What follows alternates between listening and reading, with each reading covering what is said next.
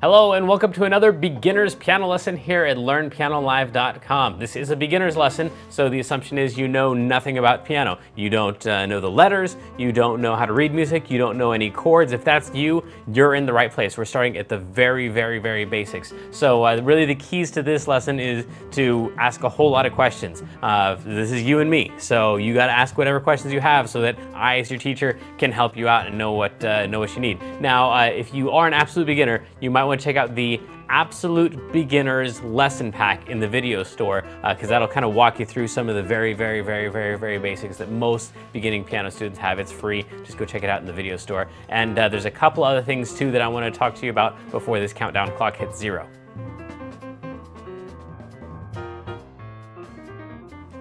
All right, first and most important, ask a lot of questions. The way that you're going to do that is there's a couple different ways. You can jump in the chat room and talk with the other students who are logged in at the same time. I'll be watching the chat room too. You can ask your questions there, or if it's a question that's just for me, a question about the lesson, especially if you know it's one that's going to fit best at the question and answer time at the end, then you can just put your name and your question in the box below this video, click submit, and then I will get that. Now, if you're already in the archives, if you're watching this not live, but you're watching this in the archives, then make sure at the end of the lesson you click on the survey button. You don't have to fill out the entire survey. If you want to, I mean, I'd love your feedback, but really the best part of that is that you can put your question in there, and then when you click submit, then I will get all of your questions. I'll make sure that you get them answered, whether you're in the archives or you're live. Right next to this video, there should be a PDF button and an MP3 button. Now, you don't really need those till after the lesson because I'm going to be showing you on screen the PDF and showing you how to use it. And I'll play the MP3 during the lesson too, so you know at the end of the lesson how you're going to use that. Some people, though, like to print out the PDF ahead of time, so as I'm making notes on my version, they can make the same notes on their version, but it works either way. All right, this is perhaps the most important part. You need to leave the lesson when you feel like you're sufficiently challenged. So, I'm teaching these lessons, 12 to 15 lessons a month. Normally in traditional lessons, you're getting like a lesson every other week or so. So this is just way too much for you to take in. So, the goal is for you to get some little nugget of something that you can really practice on, really work on. Once you feel like you have that, then you really don't need anything else from me. Go practice. That's where this stuff is really gonna happen. You're not going to get through this lesson and be able to play something really well. You're going to get through this lesson and have the information that you need to practice more effectively. That's really the goal here. So don't feel bad about taking off early. If you feel like halfway through the lesson you got as much as you can take in at that time, then go practice that thing, and then come back whenever you've got that thing down, or you're bored with it, or you just want to check out the next topic. Don't forget also that you've got the archives too. So if you want to see one little thing, just repeat it over and over and over. Just give me, hopefully within 24 hours after the lesson, this thing will be up in the archive, so you can just go back and watch it over and over and over and over and just get that little segment down. All right, this lesson specifically today, out of the 8 sectors of musicianship, is one that's focused on inspiration. So this is not one that you're going to necessarily leave with a really specific goal of here's the little nugget that you're supposed to practice. But hopefully you leave the lesson today feeling more energized, more encouraged to go out there and practice, because that's really where all of the magic happens, is in your own personal practice time. So the goal of today is to get you inspired to go out there and practice. So let's go.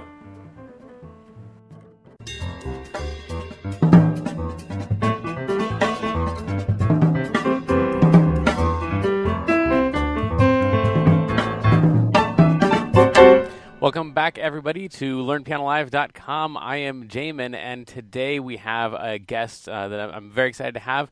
I got introduced from a friend of a friend, and we haven't really met much, but Jason Marion, you probably know him from tapping. And Jason, thanks so much for being a guest today on LearnPianoLive.com. Thank you. Thank you for having me. I appreciate it. We have several questions from students that I want to make sure we get to, but for people who may not be as familiar with your work yet, can you tell us a little bit about your journey and what you're currently working on, and what that all looks like? Yeah, sure. I started piano in 1990. I was a freshman in high school, so I'm dating myself. And I'm self-taught, but I had people in the family who knew music, so they guided me along the way. And then I learned a little bit in school. I'd ask questions if I didn't know. But now, if I ever have questions, obviously I just go on YouTube or online. It's pretty easy to find answers there. But I started doing gigs at like coffee shops and stuff in like 1999. I think was my first paid gig, Well, and traveled around going to college around the country. Went to Missouri, Maine, back to Wisconsin, to California. So I traveled quite a bit. Met a lot of different people, learned new music styles, wrote a lot of music along the way. Around 2001, I started my first album, and I wrote 4 secular albums. I would try to put like a God album, a God song or two in each one. I call them God songs, songs about God, right. about His love and stuff like that in the secular albums. But I didn't really know how to release them or push them anywhere, so they didn't really go anywhere. I just made my money various jobs and doing gigs and stuff like that, playing piano at clubs and stuff like that. That's actually what I still do now. I'm looking at quitting in January. I still make quite a bit of money actually, doing the dueling piano circuit Okay. all around. Dueling piano circuit. And yeah, Tell me have about you that. heard of that? Uh-uh. It's bigger in Vegas, but it's all over the country. There's 2 pianos on stage, and they go back and forth a song each. We have to do everything from like Taylor Swift to the Beatles to Snoop Dogg. I know like over 1,000 songs. Brand new stuff like Chainsmokers and 21 Pilots, Right. to the old Frank Sinatra, anything. And a Wow. lot of times if we don't know something, we can just look it up and fake it, because we've gotten to that skill where you just look up the chords or something online. You're able to fake the song. And Right. it's a very audience participation thing. We try to get them to sing a lot of the choruses, especially like Brown Eyed Girl, Sweet Caroline, all these standards, stuff like that. But lately I've just felt, and it's been like an ongoing thing, that's like this whole project I'm doing is called the Grace Trilogy.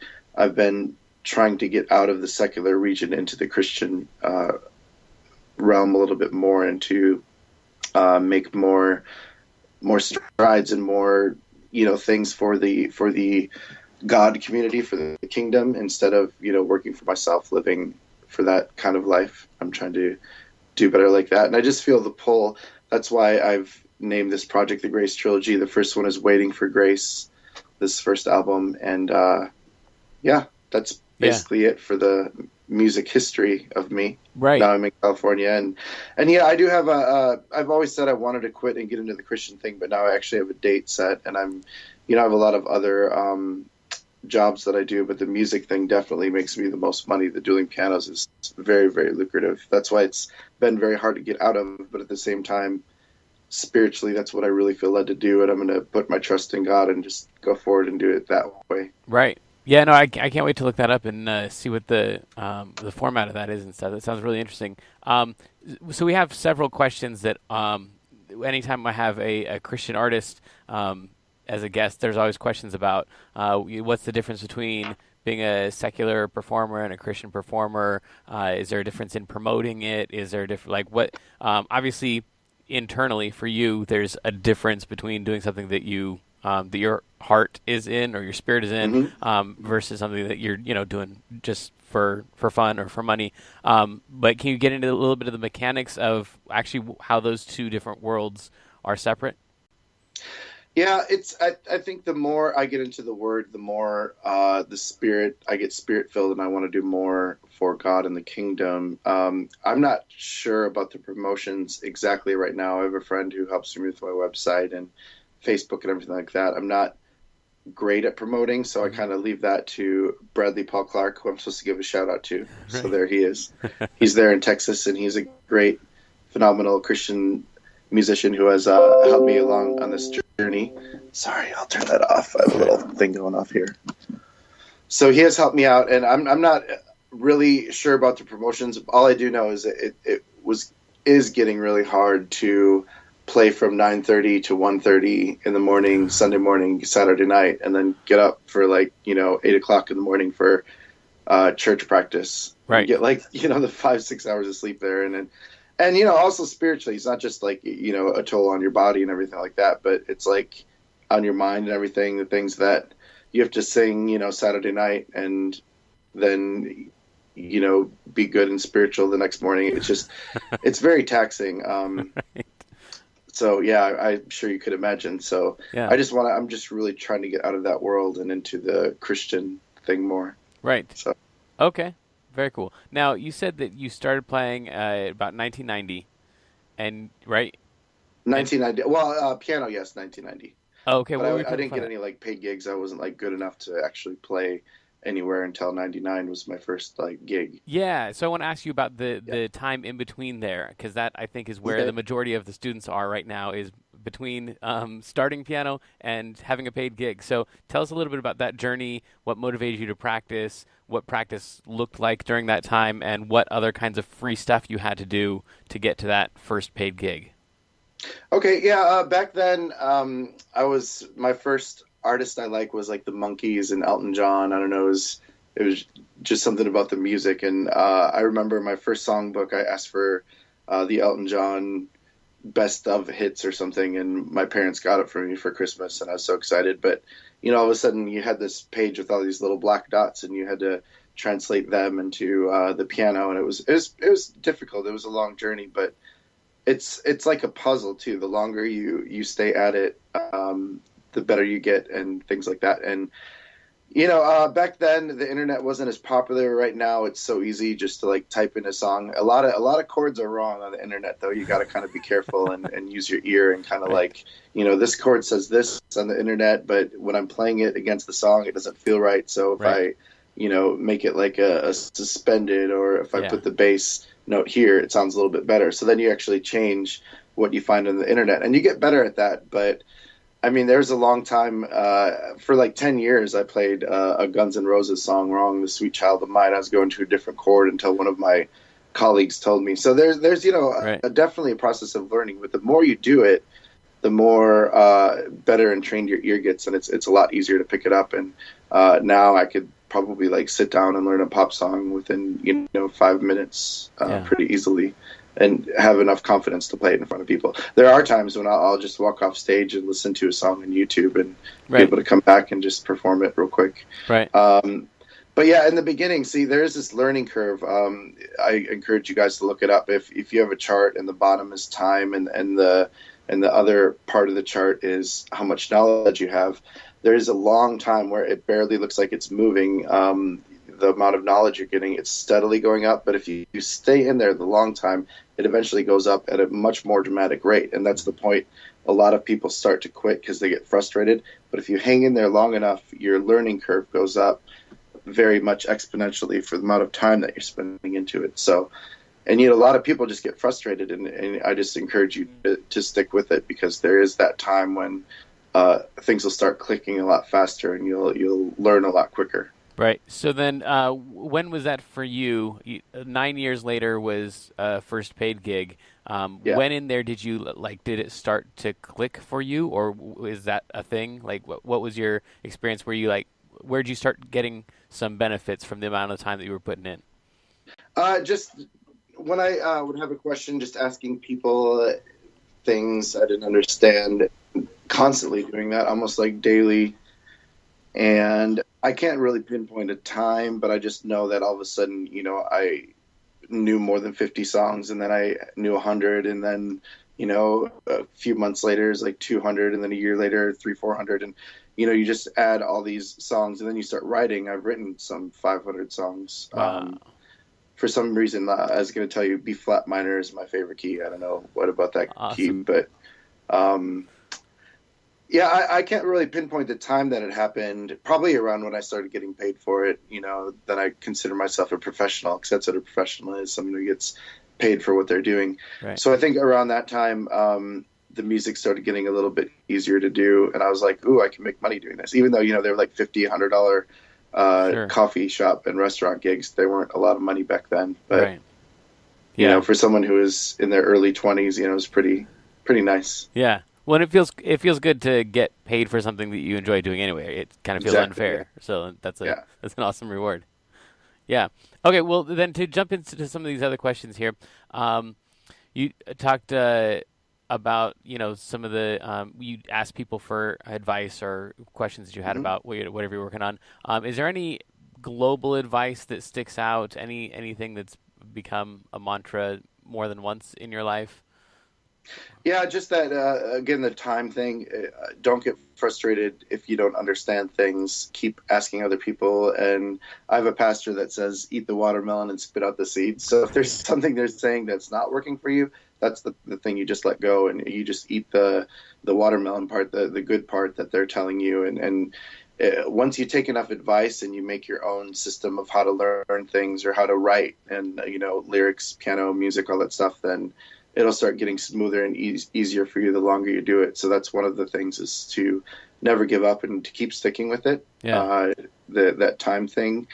Um, that's one. The writing thing, I would say, use as many sources as you can. Like I just heard something, and always have a notebook or in your phone notes so you can write down these lyrics. I just heard something yesterday and I forgot to write it down, and I'm mad now because if you like see it, even on a commercial like tapping, I wrote there at the end of the show, at the absolute end of a show, when they have that little who made the program, Right. the on The Credits? Simpsons, it goes dun dun dun dun dun Yeah. dun dun dun, that part.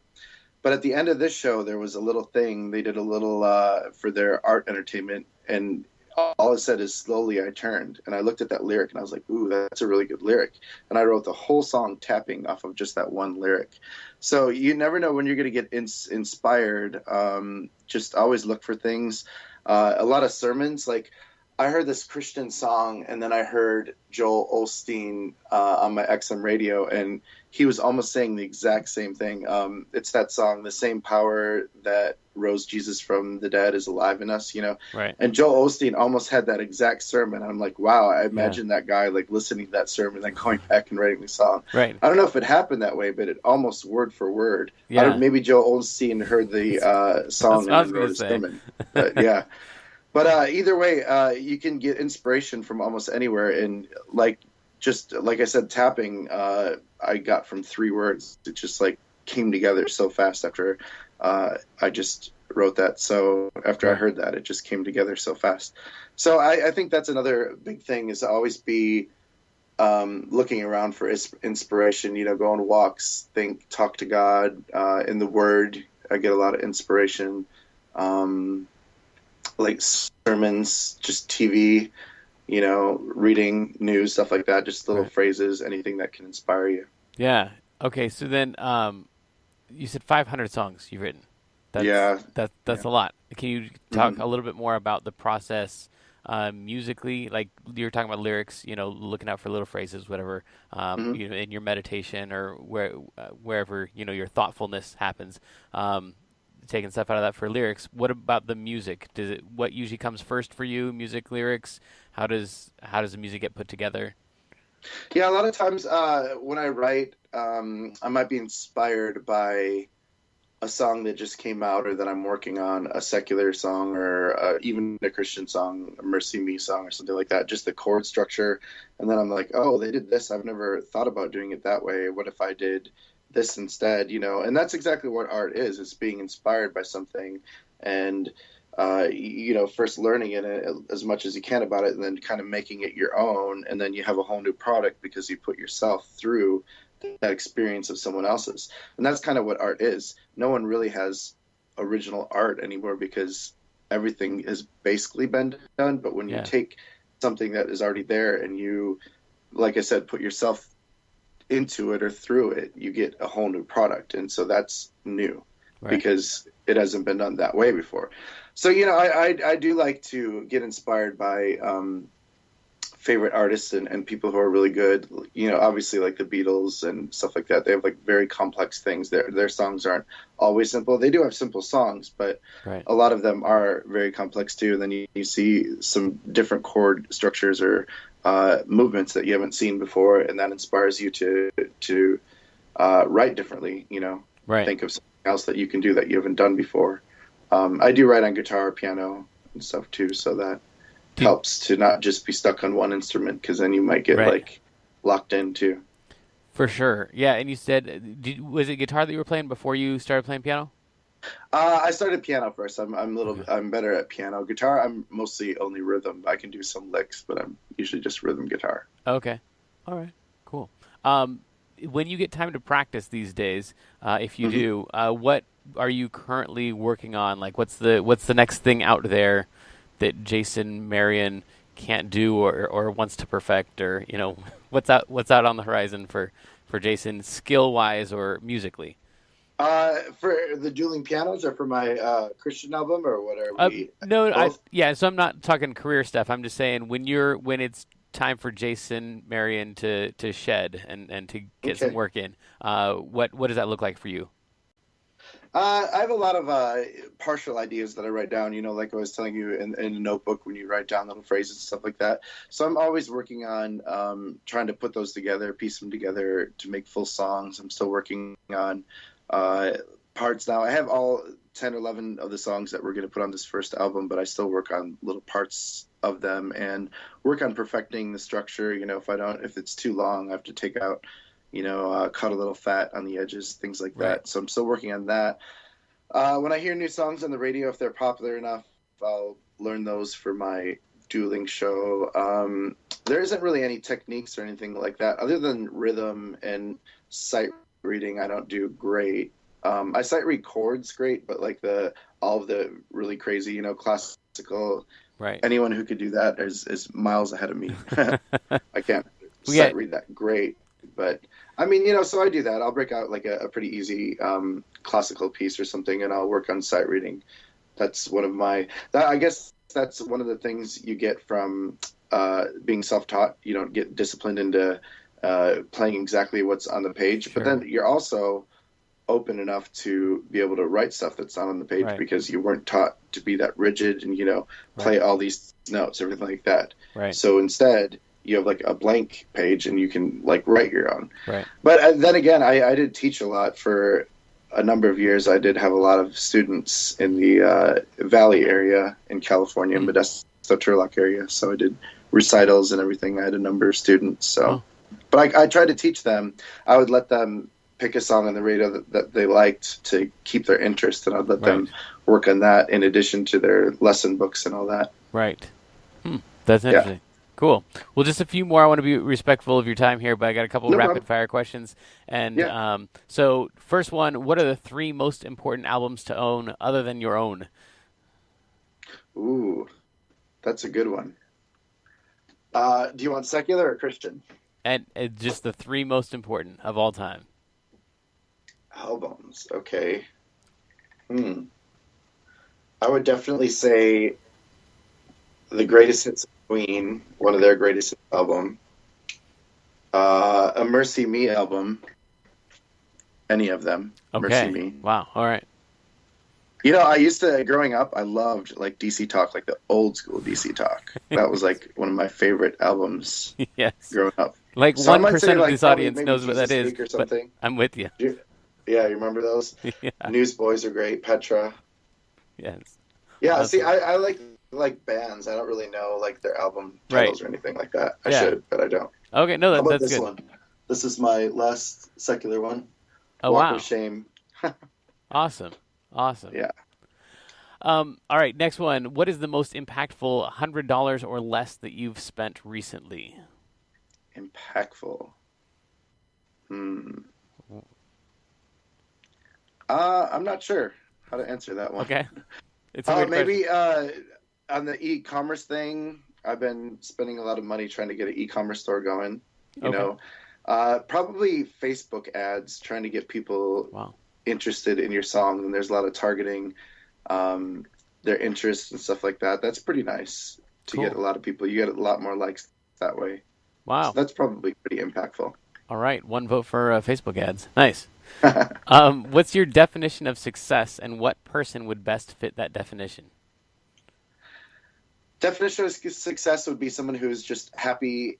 I mean, you have to make a little bit of money because that's what, a career is about. But I think the main thing is on someone's happiness and contentness.